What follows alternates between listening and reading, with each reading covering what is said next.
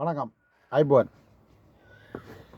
சஜித் பிரேமதாச தலைமையில் எதிர்க்கட்சிகள் எல்லாம் ஒன்று சேர்ந்து கூடி பேசிக்கிறாங்க. என்னத்துக்காக பேசிக்கிறாங்கன்னு சொன்னால், சிஜே தலைமை நீதிபதி அவர்களுடைய வயசை, அவர் ஓய்வு பெறும் காலத்தை கொஞ்சம் நீடிப்பதற்கு அரசாங்கம் முயற்சிக்குது. அவர் உட்பட பல நீதிபதிகளை, அனுபவம் வாய்ந்த நீதிபதிகளுடைய ஓய்வு பெறும் வயதெல்லையை கூட்டுவதற்கான வேலையை அரசாங்கம் பார்க்குது. அதுக்கு எதிராக இந்த ஆட்கள் எல்லாம் ஒன்று சேர்ந்து அரசாங்கத்துக்கு எதிராக ஒரு அழுத்தத்தை கொடுக்கறதுக்கு முயற்சி செய்திருக்கிறாங்க. இது பல முறை இந்த எதிர்க்கட்சிகள் எல்லாம் கூடி ஒன்று சேர்ந்து பேசியிருக்கிறாங்க, பல இடங்களில் பேசியிருக்கிறாங்க. ஆனால் இந்த ஒன்று சேர்ந்து பேசுகிறாக்கள்ன்ற பின்னணிகளை நாங்கள் கொஞ்சம் பார்க்கணும். இவை யார், இவை எப்பேற்பட்ட ஆக்கள் என்ற முதல் பார்க்கணும்.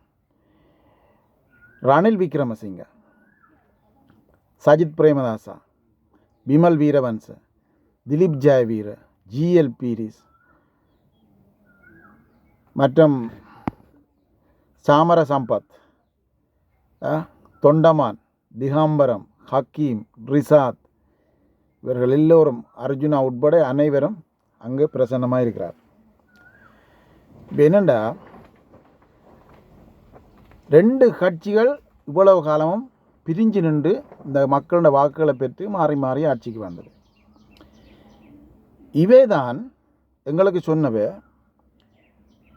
இவருக்கு இன்ன குற்றச்சாட்டு இருக்கு, இவருக்கு இன்ன குற்றச்சாட்டு இருக்குன்னு சொல்லி ரெண்டு மேடைகளில் மாறி மாறி அவை எதிர்த்து அவைகளினுடைய குறைகளையும் குற்றங்களையும் பகிரங்கப்படுத்தினோம் இந்த நாட்டு மக்களுக்கு. இந்த நாட்டு மக்கள் யாரும் வியக்குற சொல்லிடு, இவையே தான் தங்களை காட்டி கொடுத்தது. இவை யாருன்னு பார்ப்போம். ரணில் விக்ரமசிங்க மத்திய வங்கியை கொள்ளையடித்த குற்றத்துக்காக இவர் மேலே எதிர்க்கட்சிகள், அப்போதிருந்த மொட்டு கட்சி பகிரங்க குற்றச்சாட்டு, ரணிலின் கீழே பிரதமராக இருந்தவரே பெரிய சத்தம் போட்டு பாராளுமன்றத்தில் குற்றஞ்சாட்டியிருந்தார். 1999 ஆண்டு சந்திரிகா ஜனாதிபதி 2வது தடவை எலெக்ஷனுக்கு தேர்தல் கேட்கும்போது ரணில் விக்ரமசிங்க வெல்ற வாய்ப்பு இருந்தது. அப்போ அந்த வெல்ற வாய்ப்பை இல்லாமல் செய்தது சந்திரிகாவோட பிரச்சாரம். எப்படின்னு சொன்னால், ரணில் விக்ரமசிங்க ஒரு படுகொலையாளி, பட்டலந்த கொலையாளி, சித்திரவத கூடத்தின் தலைவன் என்று சொல்லி போஸ்டர் அடித்து கொழும்பு முழுக்க ஓட்டினது. அதை சிங்கள மக்கள் அப்போ நம்பினாங்க. அது பெருமடுப்பில் அந்த பிரச்சாரம் நடப்பட்டது. அதுக்கு அந்த பிரச்சாரத்தை செய்தது மங்கள சமரவீர். அப்போ இந்த கட்சிகள் தான் ரணில் விக்ரமசிங்க பட்டலந்த கொலையாளி இப்படியான குற்றங்களை சாட்டினது. நாங்கள் சொல்லல. அப்போ ரணில் விக்ரமசிங்கா மேலே இவ்வளோ பெரிய குற்றச்சாட்டுகள் இருக்குது. மத்திய வங்கியை கொள்ளையடித்த குற்றச்சாட்டும் ரணில் விக்ரமசிங்கா மேலே இருக்குது. அதை விட மக்களுடைய வரிப்பணத்தை முறைகேடாக பயன்படுத்தி வெளிநாடு சென்றதாக இப்போ வழக்கில் பிணையில் இருக்கிறார். இவை தான் இப்போ கூடி கதை கவலைக்கிறோம். அதே நேரம் அடுத்தவர் சஜித் பிரேமதாசா.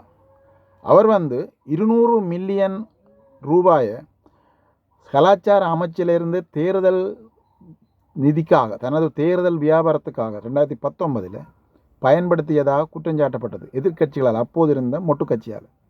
நாங்கள் சொல்லல, மக்கள் சொல்லல, மொட்டு கட்சி தான் சொன்னது.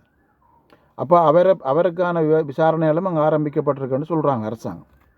இப்போ ஏற்பட்ட ஒரு குற்றச்சாட்டுக்கு உள்ளாகினதான் சஜித் பிரேமதாஸ். அடுத்தவர் விமல் வீரவன்ச.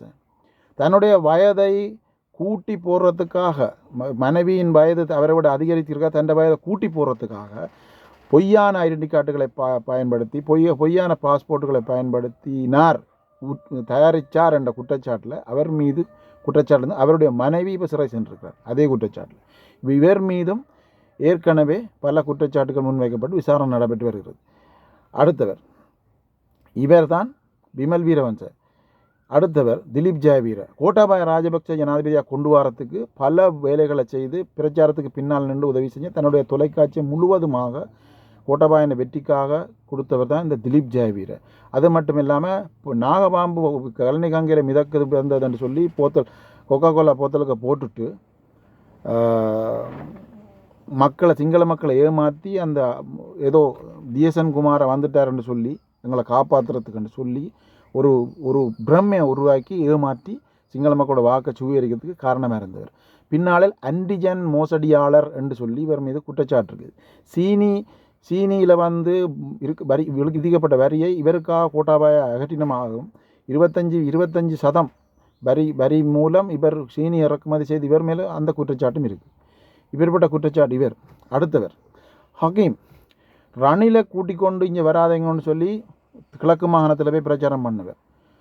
ரணிலை கூட்டிக் கொண்டு இங்கே வராதீங்கன்னு மக்கள் சொல்லணுமாம். அதால் தாங்கள் ரணிலை கூட்டிக்கொண்டு வர மாட்டோம், நாங்கள் சஜித்தோடு வந்திருக்கிறோம் என்று சொன்னால் இவர். திகனையிலையும் வேறுவலையிலையும் அடிக்கேக்கில் அதே அரசாங்கத்தில் மினிஸ்டர் இருந்தவர் இவர். ரிசாத் பதுவுதீன் வில்பத்து காடுகளை வெட்டுறாருன்னு சொல்லி விமல் வீரவன்ஸ் உட்பட கம்மம்பியில் இதே மொட்டு கட்சியினர் படாத பாடுபட்டு சிங்கள தொலைக்காட்சி முழுக்க இவரை போட்டு அடின்னு அடித்து பெரிய குற்றவாளின்னு சொன்னது மட்டுமில்லாமல் சஹரானுக்கு உதவி செய்தார் என்ற குற்றச்சாட்டில் வேறு கைது செஞ்சு முள்ளுக்கு அடைச்சாங்க. அப்போ அவையும் இவையும் உண்டாயிருக்கணும். ரணிலும் சஜித்தும் உண்டாயிருக்கணும், ஹக்கீமும் ரிசாத்தும் உண்டாயிருக்கணும், விமலும் சஜித்தும் உண்டாயிருக்கணும். இவை மட்டும் இல்லை, மலையகத்தில் தொண்டமானம் திகாம்பரமாக பேசாத பேச்சில்லை மேடையில் பரம எதிரிகளாக தங்களை காட்டிக்கொண்டு இப்போ பக்கத்து சீட்டில் உட்காந்து சஜித் பிரேமதாஸோட பேச்சுவார்த்தைக்கு வந்திருக்கிறான். என்னத்துக்கு? இவை எல்லாரும் வந்திருக்கிறது நீதிமன்றத்தை பாதுகாக்கிறது. இவையெல்லாம் வந்திருக்கிறது நீதிமன்றத்தை பாதுகாக்கிறது.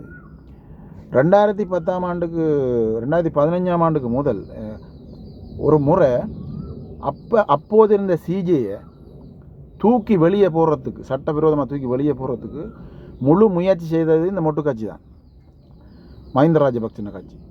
அப்போ அந்த செய்தியை பிரபலமாக ஊதி பெருப்பிச்சு இந்த திறன டிவி, கிரு டிவி. அது மட்டும் இல்லாமல் சிராணி பண்டாரநாயக்க தூக்கி வெளியே போடுறதுக்கு முழு வேலையும் செய்த வீரவன்சையும் இந்த கம்மம்பியில் இந்த ஆக்கள் தான். அதே ஆக்கள் தான் இப்போ சிஜே சம்பந்தமாக, அதாவது நீதிபதிகளின் வயசில் சம்பந்தமான பிரச்சனைக்கு இப்போ அரசாங்கத்தை குற்றஞ்சாட்டிக்கொண்டு ஒன்று சேர்ந்திருக்கணும் வீரவன்சாக. இதே வீரவன்சை தான் ரிசாத் மீதும் பாரிய குற்றச்சாட்டுகளை சாட்டி வில்பத்தை காட்ட அளிக்கிறார் அவர் இதுன்னு சொன்னார். அதே வீரவன்சன குழுவில் தான் இப்போ ரிசாத்தும் சேர்ந்திருக்கிறார். ரைட். இப்போ இந்த கும்பல் என்ன சொல்ல வருது இந்த நாட்டுக்கு? இப்போ பாருங்கள், மலையகத்தில் என்ன மாதிரி அடிபட்டவங்க இந்த பக்கத்து சீட்டில் இருந்துன்னு காய்க்கிறாங்க. என்ன காரணம்? பதவி, பென்ஷன் இல்லை, பதவி இல்லை, சுகபோகங்கள் இல்லை. அப்போ என்ன பாடுபட்டாலும் இவங்க எல்லாருமே ஒன்றா சேர்ந்து இந்த என்பிபியை காலி பண்ணுவோம். இதுதான் பிளான். இதில் யாழ்ப்பாணத்துலேருந்து சுயேட்சை வந்த எம்பி அவருக்கு தான், அதான் நான் முதல் ஏற்கனவே பல இவர் கொள்கை கோட்பாடு எதுவுமே அவருக்கு தெரியாது. பாராளுமன்றத்தில் பெண் பாராளுமன்ற உறுப்பினர்களை தகாத வார்த்தைகளை சிங்களத்தில் பேசுகிறார். யாழ்ப்பாண மக்களுடைய அந்த மரியாதையே இல்லாமாக்குறார். யாழ்ப்பாண மக்களுக்கு இருக்கக்கூடிய அந்த பண்பே இல்லாமாக்குறார். விமல் ரத்நாயக பகிரங்கமாக சொல்கிறார், யாழ்ப்பாண மக்களுடைய மானத்தை வாங்குறாருன்னு சொல்லி. இவர் அவங்க அந்த குழுவில் இருக்கிறார், அங்கே பேச்சுவார்த்தை போயிருக்கார் சஜித் பிரேமதாசாவோட. சஜித் பிரேமதாசா மேடைக்கு மேடை நாங்கள் மத்திய வாங்கி கொள்ளையர்களோட சேர மாட்டோம், மத்திய வாங்கில சிறையில் அடைப்போம், நாங்கள் இதுக்கு விசாரணை நடத்துவோம், ஒருபோதும் நாங்கள் இருக்க மாட்டோம். என்னுடைய தந்தையார் சஜித் பிரேமதாசான்ற சிலைக்கு முன்னுக்கு நான் சத்தியம் பண்ணுறேன், இவங்களோட ஒருபோதும் சேர மாட்டேன். இல்லை உண்டா சேர்ந்து. நோக்கம் என்ன? இந்த வழக்குகள், இந்த பிரச்சனைகள் தப்புறதான். இவை எல்லாரும் குற்றம் செய்திருக்கணும். ஆளையால் மாதிரி இவை நினைக்கல. இந்த ஜேவிபி, இந்த என்பிபி அரசாங்கம் ஆட்சிக்கு வரும்போது ஒரு தரம் நினைக்கல. இவங்க வந்தது மட்டும் இல்லாமல் சொன்னதை செய்து கொண்டிருக்கிறாங்க. சட்ட ரீதியாக எல்லாத்தையும் செய்து கொண்டிருக்கிறாங்க. பலாத்காரம் யாரையும் பிடிக்கல, தூக்க எல்லாம் சட்ட ரீதியாக நீதிமன்றத்து மூலம் எல்லாருக்குமான கேள்வி கணைகள் தொடுக்கப்பட்டு நீதிமன்றத்துக்கு அழைத்து செல்லப்பட்டு கொண்டிருக்கார்கள், சிறை அடைச்சி கொண்டிருக்காங்க. அப்போ பயந்து போயிருக்கணும். எல்லாரும் பயந்து போயிருக்கணும். ரணிலோடு இருந்தால் வெளில இல்லாதுன்னு வெளியே வந்த சஜித் பிரேமதாசன் ரணிலை கை கொடுத்து கூப்பிட்றாரு. ஆனால் அதே ரணில் இவருக்கு கை கொடுக்கல. அவரை பாருங்கள் ரணிலை. சஜித் பிரேமதாசன் ரணிலின் முகத்தை பார்த்து சிரித்து கொண்டு கை கொடுக்குறார். ஆனால் ரணில் விக்ரமசிங்க அங்கே வந்து சஜித்து கையை கொடுத்து கொண்டு வேறு திசையை நோக்கி பார்க்குறார். அவர்கிட்ட ஐ கான்டாக்ட் பாருங்கள். அவர்கிட்ட ஐ கான்டாக்ட் வந்து அவருக்கு முகத்துக்கு முகம் பார்க்கல. என்னன்னா ரணில் பயங்கர நரி, அவர் பெரிய ராஜதந்திரி. சஜித் பிரேமதாசக்கு இது விளங்காது. அவர் நேராக முகத்துக்கு முதல் பார்த்து கை கொடுத்துட்டுருக்காரு. ஆனால் அவர் வீட்டை முகத்தை பார்க்கல, வேறு இடத்த பார்க்காது. அந்த வீடியோ பாருங்கள். அவர் ஒரு நரி. இவரை கௌரவப்படுத்தவே இல்லை. அதில் இவங்க தவிர்க்க முடியாத ஒரு காரணம். இப்போ ரணில் விக்ரமசிங்க புனேயில் இருக்கிறார், விமல் வீரசிங்க புனேயில் இருக்கிறார், சாமர சம்பத் புனேயில் இருக்கிறார், இன்னும் பலர் இதில் புனேயில் நிற்கிறார்கள். நிறைய பேர் இருக்கணும். மற்றும் குற்றச்சாட்டுகள் சுமத்தப்பட்டிருக்கணும். அடுத்தவர் நாமல் ராஜபக்ஷ. கிரீஸ் குடுக்கல் வாங்கல இந்தியாவினுடைய நிறுவனத்தில் 70 மில்லியன் வாங்கினதாக குற்றஞ்சாட்டப்பட்டு வழக்கு தாக்கல் செய்யப்பட்டிருக்கு. இப்போ அதில் இவர் குற்றவாளியாக காணப்பட்டால் இவர் உள்ளுக்கு போவார். அது மட்டும் இல்லை, இவருக்கு எதிராக பல குற்றச்சாட்டுகள் இருக்குது. தாஜுடின் கொலை வழக்கிலேருந்து பல குற்றச்சாட்டுகள் இருக்குது. அப்போ இவை பிரிஞ்சு நின்று இவ்வளோ காலம் இவே தான் தாங்கள் மாறி மாறி ஆட்சிக்கிறோன்னு சும்மா மக்களை ஏமாற்றி நடித்து ஆட்சியை பிடிக்கிறதுக்கு முயற்சிச்சதே தவிர இவைகளுக்குள்ள ஒரு எழுதப்படாத ஒற்றுமை எப்பயுமே இருந்து கொண்டிருந்தது. நான் வந்தால் உன்னை பிடிக்க மாட்டேன், நீ வந்தால் என்ன பிடிக்க மாட்டேன். இதைத்தான் ரஞ்சன் ராமநாயக்கா ஏற்கனவே சொல்லியிருந்தவர். இவங்க எல்லாரும் கூட்டாளின்னு சொல்லி மேகுல ஒக்குவம ஜாலுவோ மல்லிகை 2019 சொல்லியிருந்தது. இதுதான் இப்போ நடக்குது. இவே மக்களை பாதுகாக்குவோம், மக்களுக்கு ஒரு தேவையை மக்களுக்காக பேச வேணுமென்று வேறே இல்லை. ஏன்னா இந்த என்பிபி அரசாங்கம் மக்களுக்காக பேச வேணுமென்னு சொல்லி ஒன்றே பாக்கி எல்லாத்தையும் பார்த்து செய்தோன்னு இருக்குது. எல்லாத்தையும் செய்துകൊണ്ടിருக்காங்க.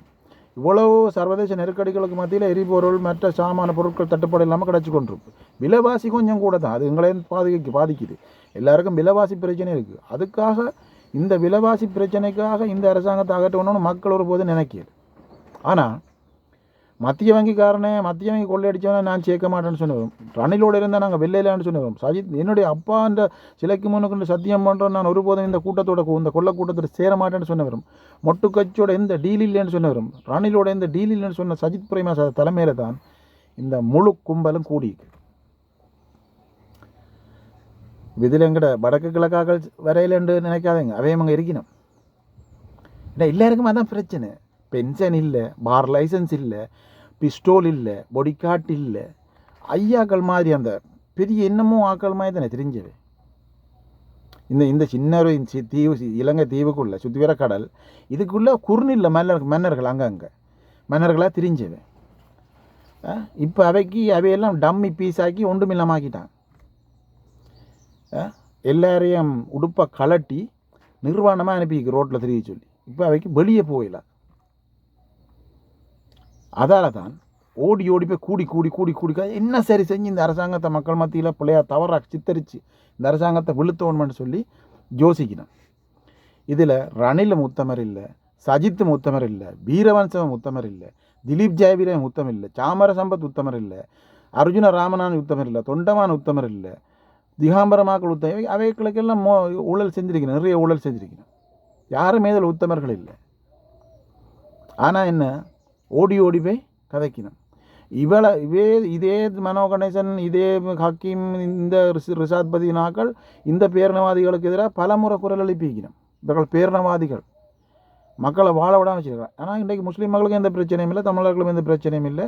பிரச்சனைனா தேசிய பிரச்சனை, அரசியல் பிரச்சனை தீர்க்கப்படையில் அது இருக்குது. ஆனால் மன ரீதியாக இருந்த மக்களுக்கு மென்டாலிட்டி சரியாக பாதிக்கப்பட்டு ஒரு ஒரு ஒரு ஒரு டிப்ரெஷனுக்காக தான் இந்த சனம் இருந்தது.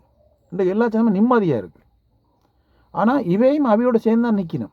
யார் மொட்டோடு சேர்ந்து தான் நிற்கணும். இதில் மொட்டும் வந்து நிற்கிது, சஜித்தும் வந்து நிற்கிறார், ரணிலும் வந்து நிற்கிறார், எல்லாரும் வந்து நிற்கணும். முழு இனவாதிகளும் அங்கே இருக்கணும். வீரவன்ச இருக்கிறார், கம்மான்பில் இருக்கிறார், பாட்டலி சம்புக்கு ரணவக்க இருக்கிறார். முஸ்லீம்களுக்கு எதிராக முதல் பிரச்சனையை உருவாக்கினதே பாட்டலி சம்பிக்க ரணவக்க தான் சந்திரிகா காலத்தில். அதே கேபினெட்டில் ஹக்கீம் அமைச்சராக இருந்தவர், அதே கேபினெட்டில் ரிஷாத் அமைச்சராக இருந்தவர். இவையெல்லாம் தானே இப்போ ஒன்றா சேர்ந்திருக்கணும். என்னத்துக்கு சேர்ந்திருக்கணும்? நீதிமன்றத்தை பாதுகாக்க போயிடுமா? சிராணி பண்டாரநாயக்காவா அவசரமாக தங்கட திவிநாகுமான்னு சொன்ன ஒரு சட்ட மூலத்தை நிறைவேற்ற விடையலை, அதை பரிசீலிக்கலை என்று சொல்லி காரணத்துக்காக உச்சநீதிமன்ற நீதிபதி, தலைமை நீதிபதி சிராணி பண்டாரநாயக்காவை தூக்கி வெளியே போடணுமென்று இம்பீச்மெண்ட் கொண்டு அவசரமாக அவருக்கு எதிரான தேவையில்லாத குற்றச்சாட்டு, அவர் கணவருக்கு எதிரான தேவையில்லாத குற்றச்சாட்டு இல்லாத பொருள் அதை பொய்யாத சொல்லி வெளியே தூக்கி போட்டது இந்த கூட்டம், இந்த மொட்டு கட்சிய கூட்டம். அப்போ அவை வெத்திலையில் சந்தானே நோண்டு இருந்தது. வெத்திலையில் போட்டிட்டு வந்தது. அந்த நேரம் இதே சஜித் பிரேமதாசா இதே ரணில் விக்ரமசிங்க ஆக்குலாம் எதிர்த்து குரல் கொடுத்தது பாராளுமன்றத்தில். அது எதிர்த்து குரல் கொடுத்தது.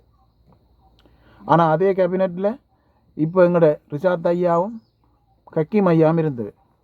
திகாம்பரமாக அவை இருந்தவையோ. அப்போ இப்போ சிஜேயை தூக்கி இப்போ அப்படி ஒரு இம்பீச்மெண்ட் கொண்டு வந்து தூக்கி வெளியே வீசணுமெண்டா எந்த விதமான நடவடிக்கையும் அரசாங்கம் எடுக்கல. அரசாங்கம் என்ன பென்ஷன் காலத்து வயதிலேயே கூட்டு பார்க்குது. 2 வருஷம் கூட்டினா இந்த அனுபவசாலிகள் இருந்தால் நீதிமன்றங்களில் நடக்கிற வழக்குகளை துரிதப்படுத்தலாம், நல்ல தீர்ப்புகளை மக்களுக்கு கிடைக்கும் என்று சொல்லி ஒரு நம்பிக்கையில் அந்த ஒரு அனுபவம் வாய்ந்த நீதிபதிகளை டக்குண்டு பென்ஷனை கொடுத்து வீட்டை அனுப்பாமல் அவை வச்சிருக்கணும்னு யோசிக்கணும். ஆனால் நிறைய பேர் நாட்டை விட்டு வெளியேறிட்டணும். அவை வெற்றிடங்களும் இருக்குது. அது நல்ல முடிவு. என்னென்னு சொன்னால் அமெரிக்காவில் மற்ற ஐரோப்பிய நாடுகள் எல்லாம் 75 வயதில் எல்லாம் நீதிபதிகள் இருக்கணும். நாங்கள் எவ்வளோ பார்க்குறோம். மற்ற எல்லா நாடுகளையும் அது நடக்குது. இலங்கையில் மட்டும் 55-60 வயசில் வீட்டுக்கு போகணும். ரணில் விக்ரமசிங்கா 76-77 வயது தாண்டி அரசியல் செய்யலாமான்னு சொன்னான். மஹிந்த ராஜபக்ஷ நடக்க முடியாமலும் அந்த கையில் எடுக்குப்பிடியில் வந்தும் சரி அரசியல் செய்யலுமான்னு சொன்னான். ஜிஎல் பீரிஸுக்கு 78 வயசுலேயும் அரசியல் செய்யலுமான்னு சொன்னான். நீதிபதிகளுக்கு ஏன் தீர்ப்பு கொடுக்க இயலாது? நீதிபதிகளுக்கு தீர்ப்பு கொடுக்க இயலாது? நீதிபதிகள் ஒரு அவங்களோட சாதாரணமாக இருக்கக்கூடிய வயது எல்லையிலேருந்து ஒரு 2 வருடத்தை கூட்டலாம்னு சொல்லி அரசாங்கம் யோசனை தெரிவிச்சிருக்கு.